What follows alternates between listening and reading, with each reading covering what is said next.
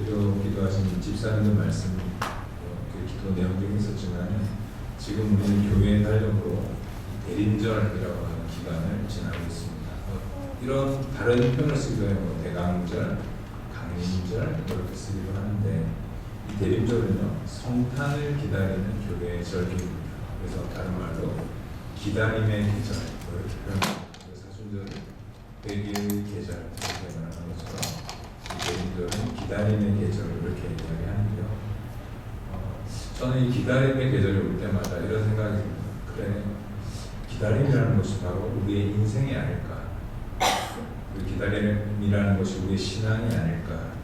그렇게 생각합니다. 사실 제가 과거 20년간 사역했던 이 군대라는 곳이 기다림과 떼내야 뗄 수 없는 곳이거든요. 우리 병사들이 입대와 동시에 날짜를 세기 시작합니다. 저녁에 얼마 남았을까? 여러분 그 유명한 이야기 아시죠? 말년 병장이 휴가를 다니면서 칸초를 하나 사가지고 왔어요. 칸초 아시죠? 그래서 이제 하루에 하나씩 먹으면 저녁이다 이러면서 옆에 있는 이등병에게 조리퐁을 선물로 줬다는 이런 이야기가 있죠. 기다림이라는 것은 우리의 삶에 참 중요한 부분이죠. 뗄래야 뗄 수 없습니다. 제가 초등학교 시절에 저는 이제 부산에 금정구라고 하는 지역에 있는 주공 아파트에 살았거든요. 단지가 엄청 컸습니다. 66동까지 있었으니까 엄청 큰 단지였는데 그 단지에는 아무래도 좀 젊은 엄마들이 살았거든요. 근데 이제 젊은 어머니들의 특징이 뭡니까? 아이들이 학교에서 돌아올 시간에 집에 있겠어요? 없겠어요? 안 계시죠? 네. 특별히 맞벌이를 하지 않더라도 좀 늦게 귀가하실 때가 많았고 요즘 같으면 애들이 다 학원을 가기 때문에 문제가 없는데 그때는 바로 집에 오면 엄마가 안 계시잖아요. 그러니까 저희 아파트에 그때 유행했던 게 뭐냐면은 좀 붉은 줄에 열쇠를 묶어가지고 아이들에게 목걸이처럼 메고 다녔습니다. 근데 이제 그런 게 한동안 좀 유행을 하다가 어떤 사건이 있었냐면 그 목걸이 줄을 머리서 딱 봐도 아 저건 열쇠 목걸이다라고 보이니까 그 아이 뒤를 딱 따라가서 물건을 이렇게 훔치고 도망가는 그런 이제 사건이 몇 번 벌어지고 나서는 저희 아파트에서는 이제 열쇠 목걸이는 흔적 없이 사라지고 어떤 일이 생겼냐면 딱 이제 학교에 다녀와서 집에 아무도 없으면 책가방을 현관 문고리에 걸어놓습니다. 아무도 안 훔쳐갑니다. 그 시절에는 딱 걸어놓고 친구들하고 막 노는 거예요. 놀고 이제 멀리서 복도 창으로 딱 봤을 때 문고리에 책가방이 걸려 있으면 뭡니까? 아직 엄마가 오지 않은 거고 책가방이 없으면 도둑이 훔쳐가진 않으니까 엄마가 오신 거잖아요. 그런 것이 일종의 룰이었죠. 불문율이었죠. 물론 학교에 돌아오자마자 가방을 혼자게 걸어놓고는 친구들과 같이 놀았기 때문에 어느 정도 엄마가 좀 늦게 오시는 것은 사실 큰 문제가 되지 않았죠. 지금은 전 세계인들이 다 알고 있는 뭐 오징어 게임 있잖아요. 오징어 달구지, 그다음에 무궁화꽃이 피었습니다. 뭐 이런 거 하면서 이제 시간을 보내는 것이죠. 그런 게임을 하다 보면 금세 시간이 지나가 버렸습니다. 친구들과 함께 하니까 금방 지나갔던 것 같아요. 하지만 때로는 엄마가 좀 많이 늦으실 때도 있었죠. 같이 놀던 친구들은 다 집에 들어가고 혼자서 아파트 주위를 맴돌다가 혹시 엄마가 오셨을까 해서 멀리서 복도 유리창 너머로 책가방이 계속 걸려있으면 어떻습니까? 아직 엄마가 안 왔으니까 그 기다림은 계속되었습니다. 하지만 분명한 사실은 엄마는 분명히 오실 것이기 때문에 절망할 필요는 없었고 저는 그 기다림의 시간을 통해서 제가 참 얻은 것이 많다고 생각합니다. 많은 생각들을 했던 것 같아요. 가족에 대해서, 친구들에 대해서, 또 좀 쑥스럽긴 하지만 인생에 대해서 나름 초등학교 때 많은 생각을 했던 것 같습니다. 하지만 요즘 우리 시대는 이런 기다림이 주는 좋은 것을 찾아보기가 어렵죠. 만약 우리 시대에 이런 일이 일어난다면 어떻게 될까요? 아마 10분, 1분 단위로 카톡하고 전화하고 엄마 어디야 언제 와 뭐 이러고 엄마 위치 추적 어플 이런 거 보내가지고 어디까지 왔구나 이러면서 확인을 하겠죠. 물론 미국의 상황은 조금 한국과는 좀 다르긴 하지만 일반적으로 한국에서 식당 가면은 뭘 주로 시키냐면 이제 빨리 나오는 걸 시키잖아요. 제가 실제로 이제 제대하고 대구에 있는 교회에서 2년간 사역을 했는데 금요일마다 교육자들이 이제 중국집 밥 먹으러 갑니다. 그래가지고 이제 시키면은 주인 아주머니가 나오셔가지고 다 다른 메뉴를 시키잖아요. 그러면 이런 식으로 하면 음식이 늦게 나와요. 그래서 막 화를 내고 옆에 같이 간 분들도 그 이상한 거 시키지 말라고 동일하자고 이렇게 이야기를 합니다. 다 동일하고 한국에 온 외국인들이 가장 먼저 배우는 단어가 뭐라고 알고 계시죠? 빨리빨리. 예, 그렇죠. 이미 다 잘 알려져 있고 그 덕분에 뭐 굉장히 많은 속도로 자라납니다. 인터넷도 그렇고 뭐 배달도 그렇고 택배는 뭐 새벽 배송 그 전날 밤에 시키면 그 다음날 새벽에 와 있기도 하죠. 미국도 많이 좋아진 것 같아요. 이제는 뭐 아마존 프라임 이런 거 쓰면 금방 오기도 합니다. 그러다 보니까 어느새 우리는 기다림의 미학을 잃어버린 것 같아요. 기다림의 아름다움을 잃어버린 것 같습니다. 우리 시대는요, 기다리기보다는 좀 포기하는 것 같아요. 기다리기보다는 돌아서는 것 같아요. 기다리기보다는 다른 선택을 하는 것 같습니다. 사랑한다고 고백했는데 상대가 마음을 쉽게 열지 않으면 그냥 돌아서죠. 제가 군에 있을 때 20년 동안 변하지 않는 진리와 같은 사자성어가 있었습니다. 우리 남자분들 아시죠? 일말상초라고 하십니다. 처음 들어보셨어요? 너무 미국에 입문하신 지 오래되셔가지고 일말상초 뭐냐면 일병 마루봉, 상병 초봉 때 대부분 헤어진다. 거의 진리와 같은 얘기였습니다. 상병을 다 탈 때쯤이면 다들 휴가를 다녀오면 다들 시무룩해서 돌아오는 거예요. 왜 그러냐 했더니 여자친구랑 헤어졌습니다. 이런 사람이 많았죠. 사랑한다고 하면서도 군복무 기간을 기다리지 못하고 그 기다림 앞에서 쉽게 이별을 좋아합니다. 참 기다림이라는 것은 우리에게 쉽지 않은 일인 것 같아요. 그런데 우리 크리스찬들은요, 매월 12월이 되면은 대림절을 맞이하게 됩니다. 기다림의 계절을 지나가게 됩니다. 제가 목사로 살아가면서 정말 힘든 일 중에 하나가 뭐냐면은 교인들에게 설교하고 가르쳐야 될 신앙생활의 중요한 원리들 중에서 많은 것이 우리의 현실과는 반대의 편을 선택하라고 가르쳐야 한다는 거죠. 기다리는 것이 쉽지 않고 기다리는 것이 크게 미덕으로 느껴지지 않는 시대에 기다림의 아름다움, 기다림의 믿음에 대해서 이야기한다는 것은 쉽지 않죠. 특별히 많은 것을 좋아하는 우리 한국교회에서, 한인교회에서 기다림에 대한 얘기는 좀 무모해 보일 수가 있습니다. 사실 우리가 잊지 말아야 될 분명한 사실이 뭘까요? 기다림이라는 것이 바로 신앙의 본질이라는 거예요. 기다림이라는 것이 우리의 신앙을 완성시킨다는 것입니다. 이것은 성경 전반에 흐르는 원리이죠. 여러분, 우리가 그냥 믿음의 조상 아브라함 생각해 보십시오. 그는 아들을 얻기까지 정말 오래 기다렸잖아요. 모세는 어떻습니까? 하나님께서 그를 불러서 이스라엘 백성들을 인도하게 하기까지 정말 오랜 시간을 기다렸습니다. 그가 40년을 미디안 광야에서 양을 치면서 그의 마음이 어땠을까요? 짐작할 수 없죠. 그 40년의 기다림 끝에 하나님께서는 그를 부르시지 않습니까? 그 시간은 때로 우리를 지치게 만들고 그 시간은 때로 너무 더디어 보이고 그 시간은 때로 이유를 알 수 없을 것 같은 그런 막막함으로 다가오는 것이 사실입니다. 우리 인생에도 그런 순간이 있었을 겁니다. 하나님은 항상 그 기다림을 통해서 우리를 새롭게 하시고 또 나아가서 아름답게 만드신다는 것입니다. 그래서 기다림은 신앙의 본질이고 그것을 깊이 묵상하는 것이 우리에게 필요하다는 거예요. 그런데 평소에 얼마나 힘듭니까?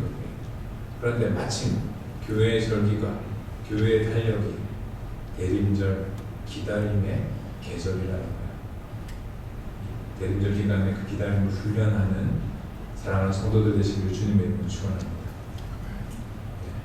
그렇습니다. 이런 우리의 삶과 반대되는 얘기를 하다 보니까 아멘이 별로 없습니다. 아멘 하고 싶지 않은 거죠. 좀 기다리라니 이런 시대 이렇게 되는 겁니다. 그런데 우리가 이 기다림 중에 정말 감사하게 생각되고 다행인 것은요. 오늘 설교의 제목처럼 우리 기다림이 우리 혼자 기다리는 것이 아니고 함께 하는 기다림이라는 것입니다. 우리 옆에 있는 지체들 한번 보시겠어요? 옆으로만 돌리면 가족밖에 안 보는 것 같아요. 뒤로도 좀 이렇게 고개를 돌려보시면, 네, 그렇죠.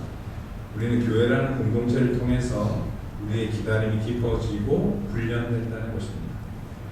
이것이 기다림에 있어서 참으로 중요한 핵심 요소라는 것, 우리가 함께 기다린다는 것. 여러분, 첫 성탄을 기다렸던 사람은 누가 있을까요? 대표적인 사람은 마리아죠. 마리아. 그는 혼자 기다린 게 아니었습니다. 그녀는 세례 요한의 어머니인 엘리사벳과 함께 예수님의 오심을 기다렸습니다. 처녀의 몸으로 임신해서 의심받을 수밖에 없는 그 여인에게 자신을 지지해주는 친척의 존재가 얼마나 다행이고 감사한 일이겠어요. 마리아가 엘리사벳의 집에 머물다가 다시 고향으로 돌아가서 그녀의 가족들과 약혼자 요셉을 대면할 수 있는 용기는 어디에서 왔을까요?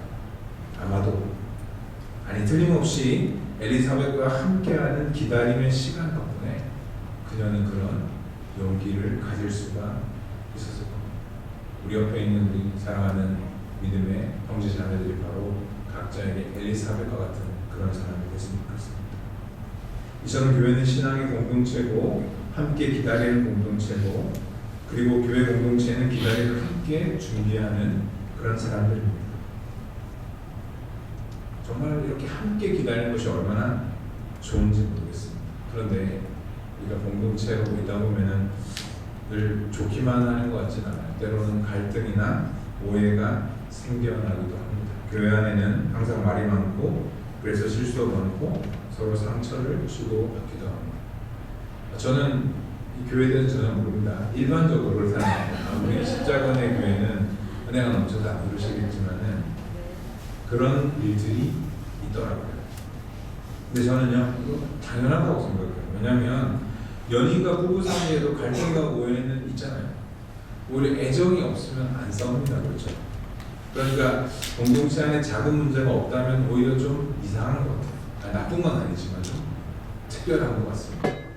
중요한 것은 갈등이나 작은 문제가 있냐 없냐가 아니고 그것을 어떻게 극복해 나갈 것인가 라는 것이겠죠. 이 세상에는 완벽한 교회가 없기 때문에 우리 안에 분명히 연약함이 있을 수 있습니다. 하지만 믿음으로 극복하고 함께 지어져 가면서 우리는 이 기다림의 시간들을 나아갈 것입니다. 그러한 기다림의 과정에서 때로는 갈등하는 우리들이 가장 중요하게 생각해야 될 비결을 오늘 빌립보서는 말씀하고 있죠. 3절 말씀에 이렇게 말씀합니다. 아무 일에든지 다툼이나 허용으로 하지 말고 오직 겸손한 마음으로 각각 자기보다 남을 낮게 여기라, 이렇게 말씀합니다.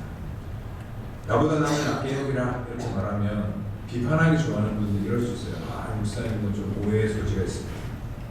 건전한 자아 형성에 부정적인 영향을 끼치는 거 아닙니까? 뭐 이런 분들이 우리 교회는 없으시지만 그런 분이 있을 수 있잖아요. 하지만 우리가 남을 나보다 더 낮게 여긴다고 해서 나를 낮게 여기라는 것은 아닙니다. 두 발음이 똑같나요? 낮게 경상도 가지고 경상도에 한계가 있습니다. 하지만 저는 이제 경상도 사람으로서 제가 자부하는 것은 숫자 2와 알파벳 E를 구분할 수 있거든요. 경상도 사람은 2의 이승과 2의 이승의 차이를 아십니까? 아시는 분은 경상도 분이고 이해 못하시는 분은 나중에 제가 개인적으로 알려드릴게요. 자, 남을 낮게 여긴다고 해서 나를 낮게 낮추는 것은 절대 아니죠. 사절은 이어서 이렇게 보면하죠. 각각 자기 일을 돌볼 뿐더러 또한 각각 다른 사람들의 일을 돌보아 나의 기쁨을 충만하게 하라. 우리가 남의 일보다 자신의 일에 더욱더 관심을 가지기 때문에 성경은 우리에게 남을 낮게 여기기 위해서 좀 노력하라고 말씀하는 거죠. 하지만 이것이 자존감에 부정적인 영향을 끼치는 것은 절대 아닐 것입니다. 우리 여러분, 현실이 좀 녹록지 않죠. 우리가 사는 세상은 이러한 신앙의 원리와는 정반대로 돌아가거든요. 내가 남보다 더 뛰어나고 대단하다는 것을 증명해야 우리는 속이 풀리잖아요. 한국 사람들 만나면 제일 먼저 물어보는 뭡니까? 몇 년생이고 몇 살이고 그래가지고 내가 형이다, 내가 동생이다 이렇게 딱 서열 정리를 하고 그래야 뭔가 이제 착착 진행되지 않습니까? 하지만 그럼에도 불구하고 주변 사람들을 나보다 낮게 여기고 살아가는 것이 바로 하나님의 명령이라는 거죠. 할렐루야. 아멘이 또 별로 없으시죠? 원래 아멘을 잘 안 하시죠? 왜냐하면 너무 당연한 얘기니까. 그래서 좀 특별한 얘기를 해야 아멘 할 텐데 당연한 얘기입니다. 그렇죠? 하지만 여러분 복음이 놀라운 이유가 뭡니까?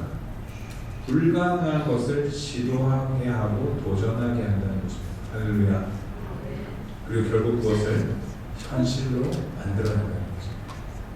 제가 정말 좋아하는 구절이 히브리서 11장 1절입니다. 믿음은 바라는 것들의 실상이요 보이지 않는 것들의 증거다. 야, 얼마나 좋은 말씀입니까? 불가능을 가능으로 만드는 복음의 능력. 아, 그렇지. 믿는 자에게 능치 못할 것이 없느니라. 아멘.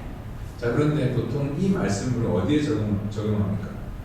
어려운 일을 내가 앞두고 좋은 학교 가고 싶어요. 근데 지금 내 성적은 형편없어요. 이 말씀을 붙잡고 믿는 자에게 능치 못할 것이 없다고 하지 않습니까? 우리가 뭐 사업을 비즈니스를 하는데 막 성공해야 될 것 같아요. 직장에서 진급해야 돼요. 믿음은 보이지 않는 것들의 증거가 아닙니까? 아니 뭐 이런 데 하는데 이런 일에는 적용을 안 하실 것 같아요. 우리로서는 도저히 할 수 없거나 하고 싶지 않거나 정말 하기 싫은 일을 이제 나보다 남을 낮게 여기는 거, 원수를 사랑하는 거 이거 할 수 없잖아요. 힘들잖아요. 아 그러나 믿는 자에게 능치 못할 것이 없다고 하셨사오니 주여 허락하여 주옵소서. 이런 기도는 우리가 잘 하지 않는다는 것입니다.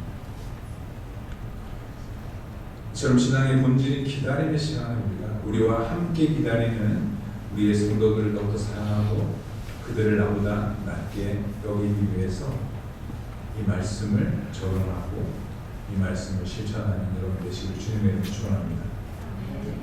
아멘 정도 많이 하셨는데 기대하겠습니다. 함께 기다리기 위해서 우리 가장 필요한 것은요, 형제 자매를 낮게 여기는 마음 자세와 태도입니다. 우리가 서로를 섬기고 예수님의 사랑을 나누며 살아갈 때에 이것이 가능하겠죠. 세상은 우리를 향해서 예수쟁이라고 이야기합니다. 예수님을 따라 살아가는 사람들일 것입니다. 예수님은 정말 겸손하셨잖아요. 오늘 말씀 5절에서 8절은 예수님이 얼마나 겸손하셨고 우리를 위해서 얼마나 낮은 곳으로 찾아오셨는지를 보여줍니다. 너희 안에 이 마음을 품으라. 곧 그리스도 예수의 마음이니 그는 근본 하나님의 본체시나 하나님과 동등됨을 취할 것으로 여기지 아니하시고 오히려 자기를 비워 종의 형체를 가지사 사람들과 같이 되셨고 사람의 모양으로 나타나사 자기를 낮추시고 죽기까지 복종하셨으니 곧 십자가에 죽으시니라. 아멘. 예수님은 정말 겸손하셨습니다. 하나님의 아들이신 그분이 인간이 되셨고 가장 낮은 곳으로 찾아오셨습니다. 하늘 영광을 버리고 낮고 낮은 우리를 찾아서 가장 낮은 자의 모습으로 오셨다는 것. 예수님의 탄생을 축하하기 위해서 동방에서 박사들을 도왔습니다.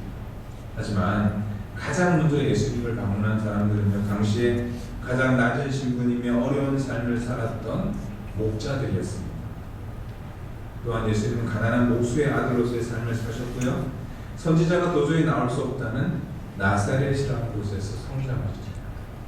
뭐 나사렛 출신이라고 그런 사람이 어떻게 선지자가 될 수 있고 그런 사람이 어떻게 하나님의 아들일 수가 있느냐, 그런 평가를 받으셨지만 그는 철저히 낮아지셨습니다. 그 낮아지심 때문에 아무 자격 없는 우리들이 구원의 놀라운 선물을 받게 되었습니다. 예수님께서는 우리에게 이제 자신을 따르라고 명령하고 계신 거죠. 제가 신앙생활 해보니까요, 놀라운 일이 있더라고요. 왜냐하면 하나님이 어떤 사람에게 사명을 주실 때는요, 그것을 감당할 수 있는 능력 또한 주시더라고요. 정말 여러분 사명이 좀 버겁다고 느껴질 수도 있어요. 여러분 그런데 우리에게 그런 사명을 주실 때는 그것을 감당할 수 있는 능력을 함께 주십니다. 2025년 우리는 또 한 번 맞이하는 이 기다림의 계절을 지나가고 있습니다. 그리고 우리는 그 기다림 훈련장인 교회 공동체 안에서 예수님을 닮은 겸손함을 서로에게 실천할 수 있는 좋은 기회를 맞이했습니다. 그 은혜로 말미암아 정말 우리가 한 가족됨을 더욱더 깊이 체험했으면 좋겠어요. 한 번씩 이런 얘기 하잖아요. 하나님, 우리가 한 가족이 되게 하여 주옵소서. 근데 제가 볼 때 그 기도는 조금 표현을 바꿀 필요가 있어요. 어떻게 바꿔야 될까요? 성경은 이미 우리가 하나이와 한 가족이라고 했지 않습니까? 그러니까 가족이 되게 하여 주옵소서라는 표현보다는 우리가 한 가족임을 더 깊이 경험하게 하여 주옵소서라든지, 우리가 한 가족이라는 것을 더 깊이 깨닫게 하여 주옵소서, 이런 기도가 더 많이 드는 것 같아요. 옆에 있는 분들 한번 보실까요? 오늘따라 자꾸 제가 목 운동을 시키고 있습니다. 한 가족. 우리는 최선을 다해 서로의 존재를 확인하고 교제하고 함께 함으로써 이 기다림의 계절을 지나가야 할 것입니다. 이 기다림이 우리 혼자만의 기다림이 아니고 하나님께서 사랑으로 그 십자가의 사랑을 맺어주신 한 가족들이 함께 기다리는 그런 기다림을 깊이 묵상하고 적용해주시는 귀한 은혜를 누리는 우리 십자가 은혜교회 사랑하는 성도님들 되시기를 주님의 이름으로 간절히 축원합니다. 기도하겠습니다.